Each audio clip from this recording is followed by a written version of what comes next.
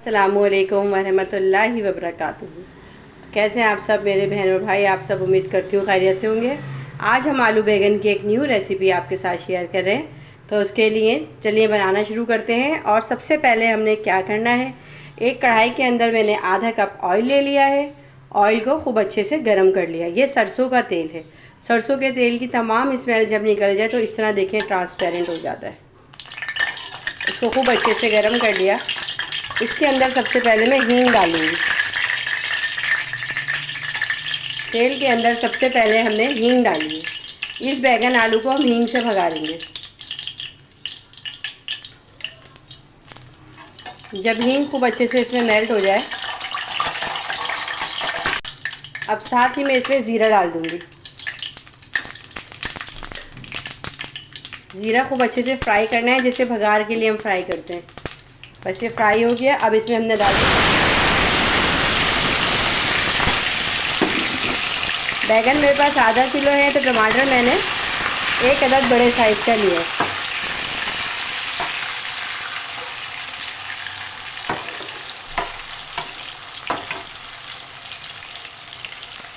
उसके बाद साथ ही इसके अंदर हम 1 टेबल स्पून लहसुन अदरक का पेस्ट ऐड कर देंगे।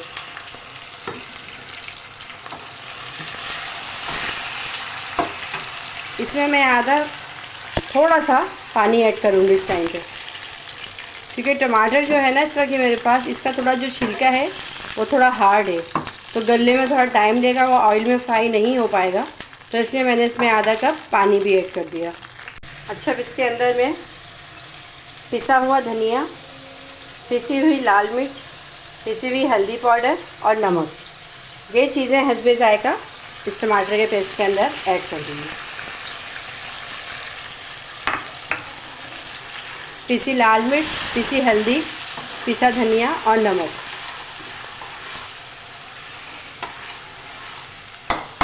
टमाटर जो है सॉफ्ट हो गए हैं हमारे। बाकी ये बैगन के साथ भी पकेंगे।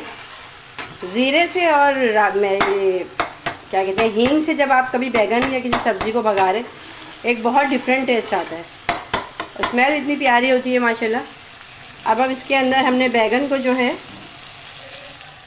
खूब अच्छी तरह देखें मैंने धो के और नमक के पानी में इसको भिगो दिया था बैगन को। इसी तरह हमेशा आप धो के रखेंगी तो ये देखें ऐसे वाइट वाइट रहेंगे। और मोटे मोटे स्लाइस कटिंग कर लिए। अब ये हम ऐड कर देंगे सारे मसाले के अंदर।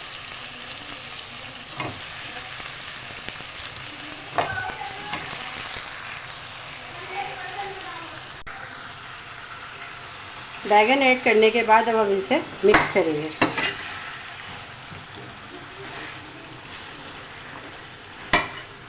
ये वाले बैगन जो है इसमें थोड़ी सी ग्रेवी रखूँगी मैं।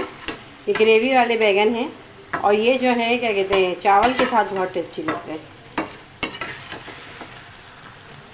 इसको मिक्स करने के बाद इसके अंदर 1 टेबल स्पून पिसी हुई राई पाउडर, ये देखें राई पाउडर है पिसा हुआ, 1 टेबल स्पून ये ऐड कर देंगे। अब हम इसको ढक के पकने के लिए छोड़ देंगे। तकरीबन 10 मिनट के लिए कवर करके इसको हम रख देंगे। अच्छा, अभी देखें बैगन जो है तकरीबन सॉफ्ट हो गए हैं।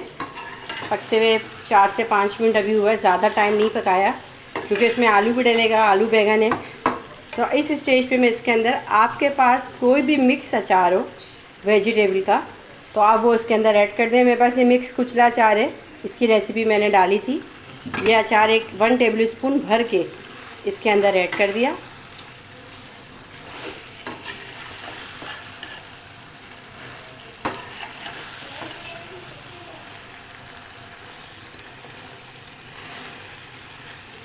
उसके बाद इसको मिक्स करने के बाद हम इसके अंदर कड़ी पत्ता खूब सारा ये ऐड करेंगे।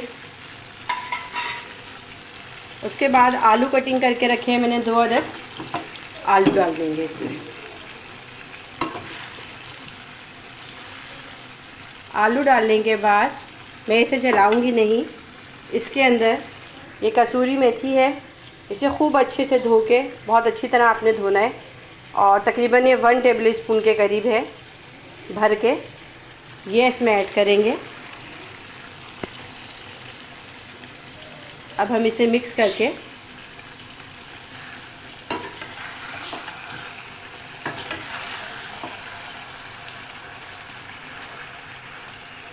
आलू में चलाऊंगी नहीं क्योंकि मैंने इसमें अचार ऐड किया है।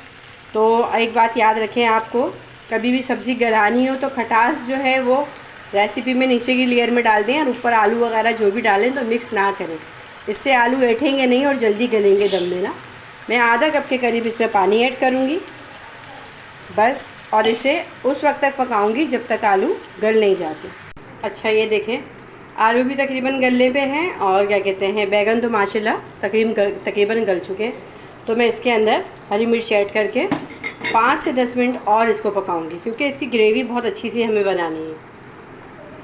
अभी फिर मैं इसे कवर करके दम पे रख दूंगी।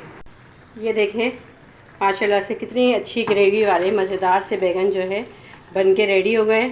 आलू भी खूब अच्छे से गल चुके हैं, बैगन भी।